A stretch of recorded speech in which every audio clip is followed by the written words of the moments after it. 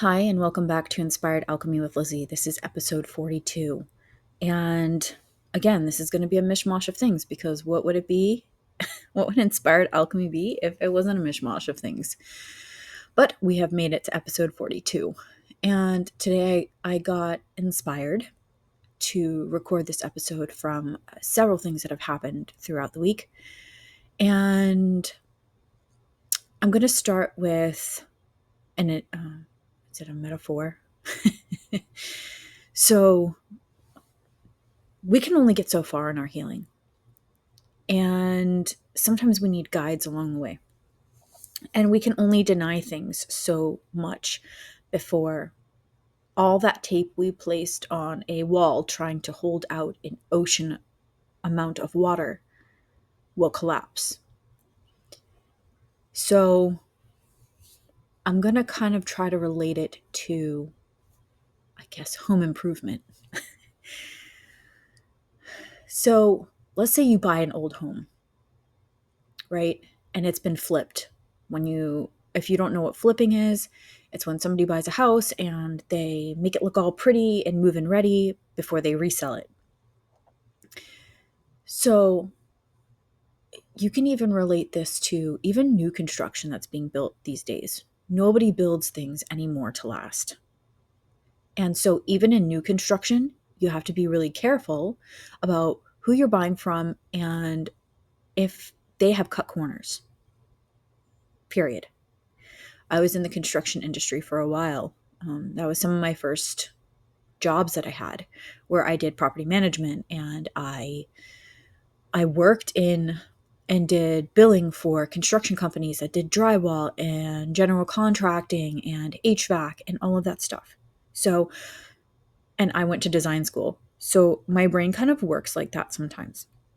And so I kind of want to relate healing to something like that. So you buy this house, it's been flipped, it looks great. And you're like, oh my God, it's so pretty. It's my dream home. They've done a really good job. And then you start getting into it and you start looking at things and you're like, oh, I can see where they've cut corners here. Oh, this was a really bad problem. And it looks like they just kind of covered it up. Or there was mold, and instead of fixing it and getting it remediated, they just kind of decided they were going to pretend it didn't exist and cover it with pretty new drywall or pretty new baseboard or whatever it is. But inside, it's falling apart. It's rotting. It's just not in a good space. And obviously, we all know that you can get sick from mold and things like that. And I'm not just talking about mold, I'm talking about where they cut corners for electricity, they cut corners for plumbing, they cut corners for HVAC. They're just trying to flip it and make it look as pretty as possible. And then the next person that gets that house is going to have to deal with whatever the problem is.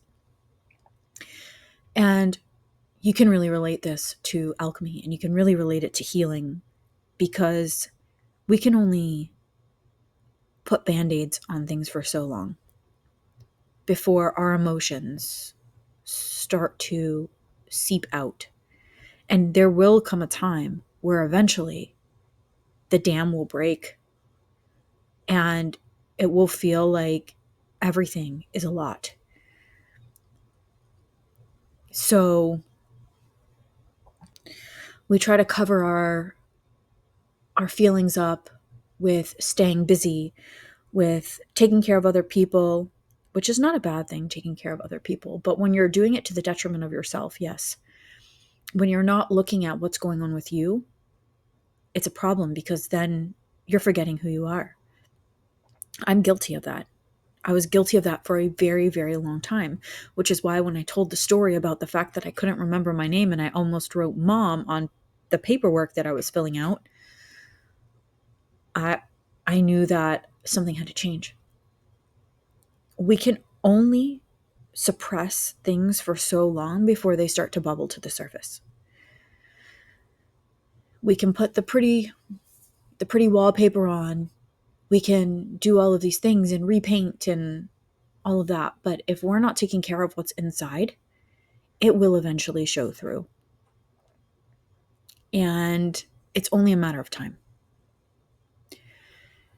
So, this is all to say you're worth that work and you're capable of that work. And if we don't fix what's inside of us, then the next person that comes along will have to deal with it. And then we go down our self-deprecating paths and self-destructive ways of, oh, well, this is how it's always been. So I guess that's how it's always going to be. And it doesn't have to be that way. I did as much healing and as much work as I possibly could. And then I had to trust in my intuition to find somebody to help me and guide me. And it was one of the best decisions I've ever made in my life. And I got proof yesterday that the work that I'm doing is actually working on different levels than I could have ever anticipated. I don't understand it, and my mind is still reeling from it. So, when I was born, my eyes were completely turned in, and you could not see the color. I was born with strabismus. I was born with nystagmus. I have astigmatism. I have all of these things, right? And quickly, I'll tell you, strabismus is when the eyes are turning in. And then nystagmus is when your eyes just move a lot, no matter what. No matter what you do, people will look at you and your eyes are just moving. And so I was actually born with these. And by the time I was 2.5, I had had 5 surgeries, 3 on one eye and 2 on the other. I can't tell you which one is which, but my whole life, it's been very important for me to go to the eye doctor every single year. Most people say, oh, my vision's great. No, I have to actually go and get checked every year.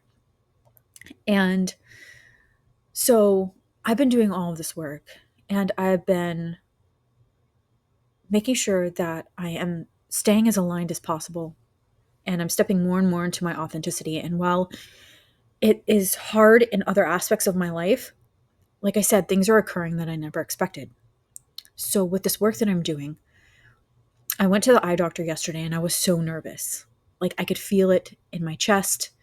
And I was like, okay, Liz, you have to calm down, because she's not going to be able to see things if you're freaking out.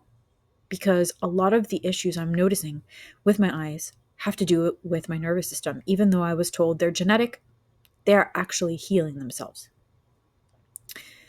So I went to see her. She's been treating me since before my daughter was born. She's been my eye doctor since before then. So she knows, she's seen the gambit of from me not being pregnant to me being pregnant to what's happened afterwards.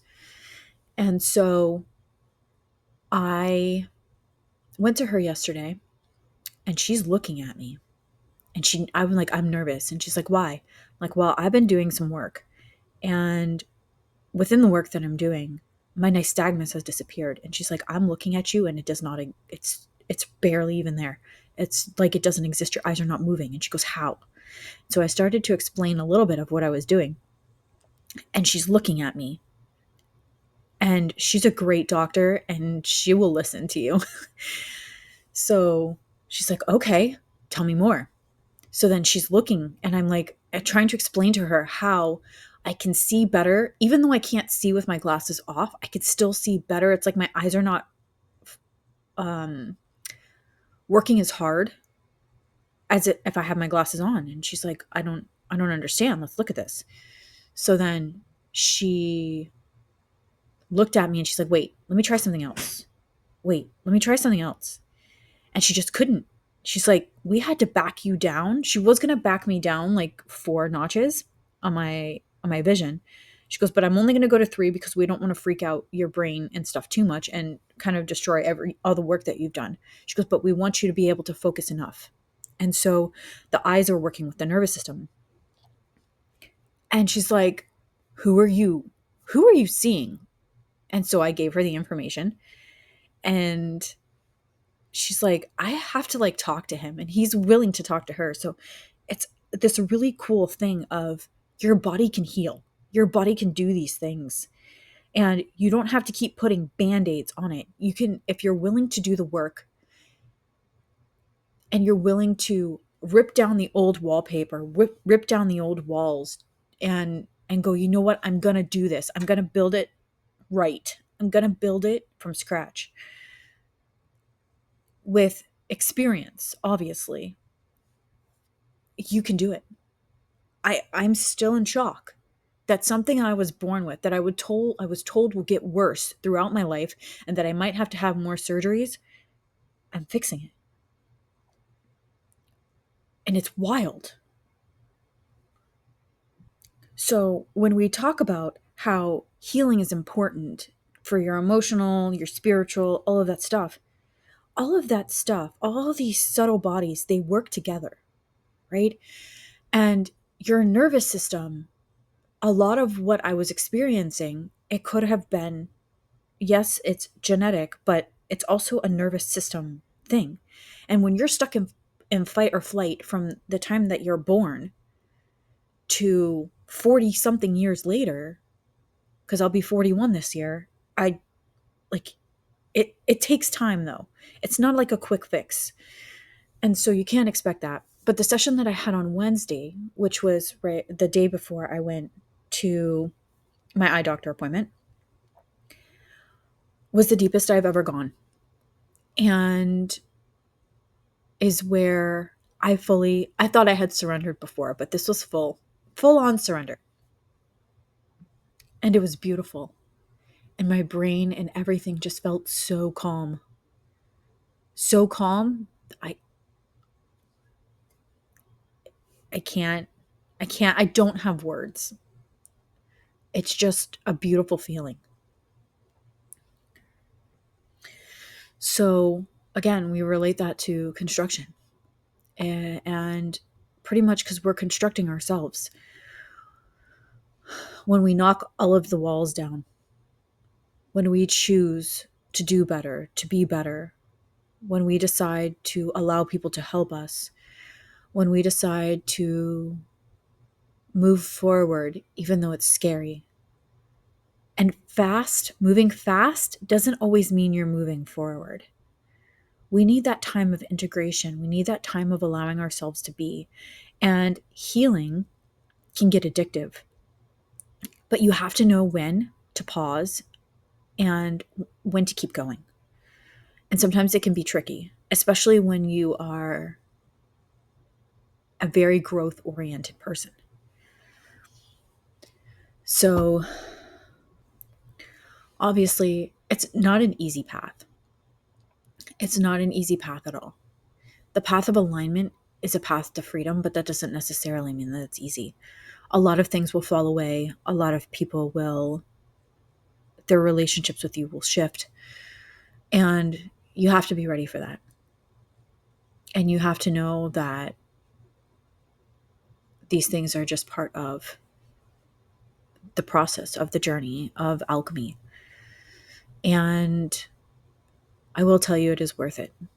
There are so many things that are aligning for me right now, but none of it make any sense. And the energy is heavy, and not just for me. It's heavy for a lot of people right now. It kind of feels like a crunch time. And I said this in the episode before, but this week has been extremely over the top. And there have been some really challenging moments, but there have also been some very beautiful moments to show me how I'm still aligned. And showing others how they are still aligned, even though things seem really squirrely at the moment. So I know this wasn't a very long episode, but I think it was important to do because, like I said, we can't just keep putting pretty wallpaper over walls that are falling apart, because eventually it's going to rip apart. We have to do the work. And as scary as it is worth it. And there is freedom in it. But I need you to make sure that you are taking care of yourself if you decide to go down this path. And I need you trusting your intuition and your soul And I'm making sure that if you're choosing to find guides, that you find people that are aligned with you and that make you feel safe. And just know that things are going to ebb and flow. And that is part of the process. I really hope that, again, sharing this, as crazy as it might have sounded, it helps knowing that you're not alone in this. And I hope that you can find your people and your freedom, because it's my passion to see people turning their magic all the way up. And when I say magic, magic is just science, or magic is just science we haven't discovered yet. Yeah, that's what I wanted to say. So keep going. I know the journey is not easy, and I know that it can feel a lot sometimes. Allow yourself to play, allow yourself to rest, and allow yourself to create when you need to create, however that looks, because we need to move this energy through us. And action is what leads to clarity. So keep going, keep alchemizing. This is Inspired Perpetual Alchemy. And if you want a community of like-minded people, we have the Inspired Alchemy Collective. And we're just getting started with all kinds of brand new things. As I grow and evolve, so does Inspired Alchemy, and so will Black Cathedral. But yeah, keep going. You got this, no matter how heavy it feels. And remember, you're not broken. You are just unbecoming everything that society and people have told you to be. And you are becoming everything you are meant to be. So until next time, I'm sending out love to anybody who needs it.